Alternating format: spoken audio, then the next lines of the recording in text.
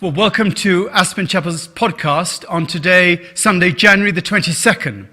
And today is the first of a new series on getting the message out. And this is from about 1,500 years ago, is it? 5,000 years ago. Okay. That's what happens when you read Wikipedia. 600 years before Christ. Okay. Anyway, this is the reading. One who is integrally virtuous does not sit back and enjoy the loftiness of his personal spiritual achievement while the world engages in bloodshed because of people's ignorant attachments to particular ideologies and theologies. One of an integral virtue is not interested in personal exaltation.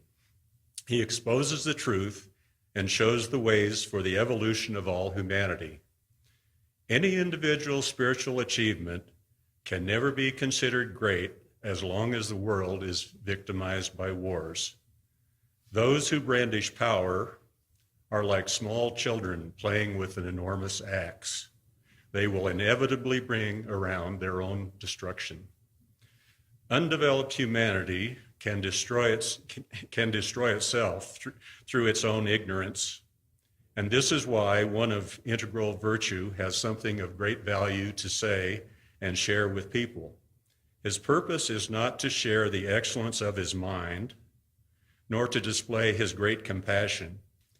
It is simply the natural responsibility of one who can see to tell a blind horseman on a blind horse that he is riding toward an abyss. I mean, isn't that amazing?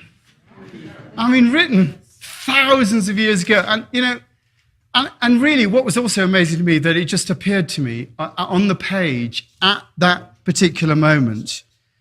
And the one thing that really got me that, one who is integrity virtuous does not sit back and enjoy the loftiness of his own spiritual achievements while the world engages in bloodshed because of people's ignorant attachment to particularly ideologies and theologies.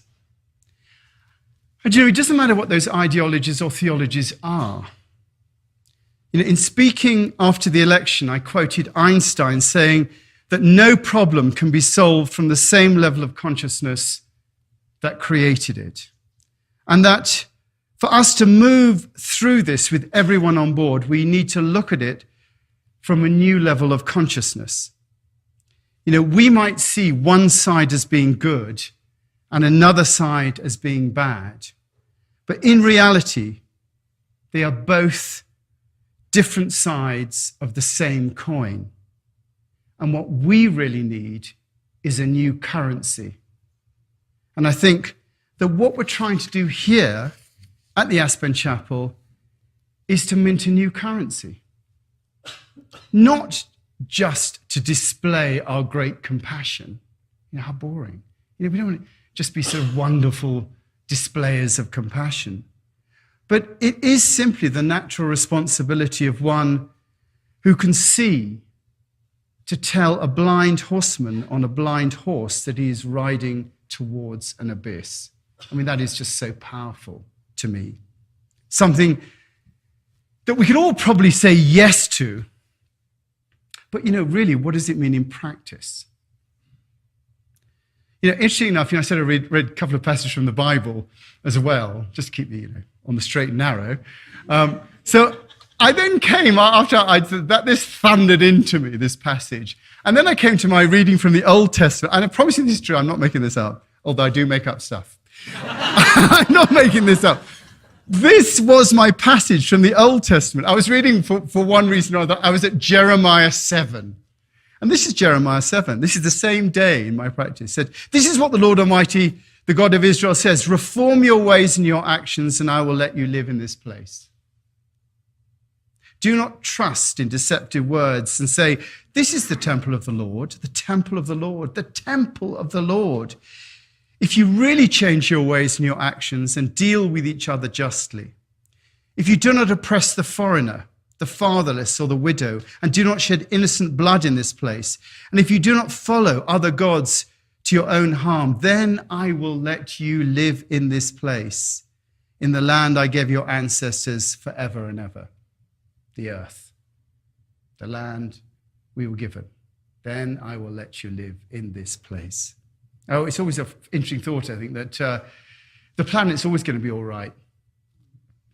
It's whether or not we're there at the end as well. The planet's always going to be here. And that spoke to me as well. Always that emphasis on humility and compassion as the way forward. And of course, to live in peace, we have to follow the one true God. Not really just anyone's idea of the one true God, but we do have to follow the one true God.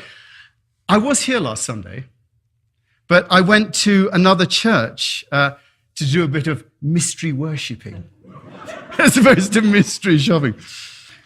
I won't say where I went, but I was so disappointed to be told that they had a very clear idea of who the one true God was, and that if I did not accept that one true God, but relied on other philosophies, then I was damned, and my soul was eternally lost, and I was of demonic something or other, I can't remember what the word was, which for me was not particularly helpful, except in seeing which way not to go. Because, of course, the one true God is the reality of love. The one true God is the reality of love. Reality, we talked about this before Christmas, reality is that which you can rely on. The one true God, God is love. The one true God is the reality of love. And you can call that Christ, the Tao, the Atman, whatever you like. But the one true God is the ground of our being. And without that base, without that reality that we can rely on, we are just blind people on blind horses riding towards an abyss. Now, my final reading, which actually didn't appear in the Bible, but it was something that had been in my mind for that thing, was Matthew 28, New Testament, a reading that this church I visited would have loved as its motto. And that, of course, is, therefore, go and make disciples of all nations, teaching them to obey everything I've commanded you, and surely I am with you to the very end of the age. And that's a reading that ministers have bashed their pulpits at as they tell people to go and make disciples for Christ. But I don't think it is at all about making everyone a Christian and getting them to turn to the one true faith. It is, I think, the same imperative that Lao Tzu was talking about not just sitting back and enjoying the loftiness of our own spiritual achievement while the world engages in bloodshed because of people's ignorant attachment to particular ideas and theologies, but getting out there and sharing what we've learned as being relevant. Now, I don't know how many of you actually receive Richard Rohr's daily meditations? Quite a lot, Yeah, I received them too, and there was one again that spoke to me in relation to this. He says, you just sign up on his website, put Richard Rohr's meditation into Google, and you'll be able to just sign up. And it just comes into your inbox every day, and it's quite useful. And this is the one from last week. He said, most traditionalists today, most traditionalists are not tradition at all. They know so little of the big tradition beyond their ethnic version since the last national revolution in their country. That's what happened when you move into a defensive posture against others. You circle the wagons around externals and non-essentials, and the first thing to go is anything interior or as subversive to your own ego as contemplation. That's the first thing to go, anything that will upset your own ego. And of course, this is precisely what is essential for true transformation. This is Richard Rohr speaking. Without it, we have the French and Spanish Catholic hierarchies largely opposing their own need for revolutions and reforms, English and German bishops blessing all their wars, and the majority of Orthodox hierarchies cooperating with communist dictators against their own people. This is the bad fruit of non-contemplative Christianity, which Thomas Merton was one of the first to be public and vocal about in the 1950s. And he ends by saying that Christians need to retrieve their own tradition of accessing and living from an alternative consciousness. And that's what we are about here. That's what we're about. This community was founded nearly 50 years ago. In fact, it will be 50 years next year. And you can be sure we'll be using that to get the message out and build a fundraiser, whatever it is. You know, it is an ideal opportunity to start a cattle campaign. You know, it's that sort of 50 years is next year. And it was founded, this community, on a message of peace and reconciliation. The quote from the inaugural document was that the Aspen Chapel was built to remind the people of Aspen and beyond that there is foremost a spiritual dimension to our existence, and to create an inclusive centre for seminars and dialogues on the theological concerns of contemporary society. And, you know, we here and online, we are the product of that decision. I am the product. Being here, I am the product of that decision. There was a me-shaped hole that I came into, formed by the community. And we are the product of that decision. Over the last 50 years, this chapel has striven towards this goal. All the work that Greg did, all the seminars, all the meetings, all the hard work, all of it. And we are the result. We are the manifestation of that decision. And we are at a point now where we have to begin, I think, to take that message out from the chapel and also out from Aspen.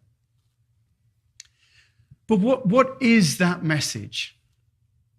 Can we claim to be integrally virtuous, as Lao Tzu puts it? And if so, what does it mean?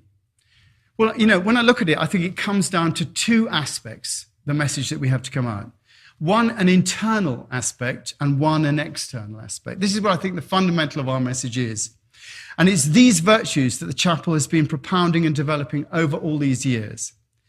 The first message I think we have to put out is the lesson of meeting anger and fear and hatred and pride and all forms of pain, of meeting that with love.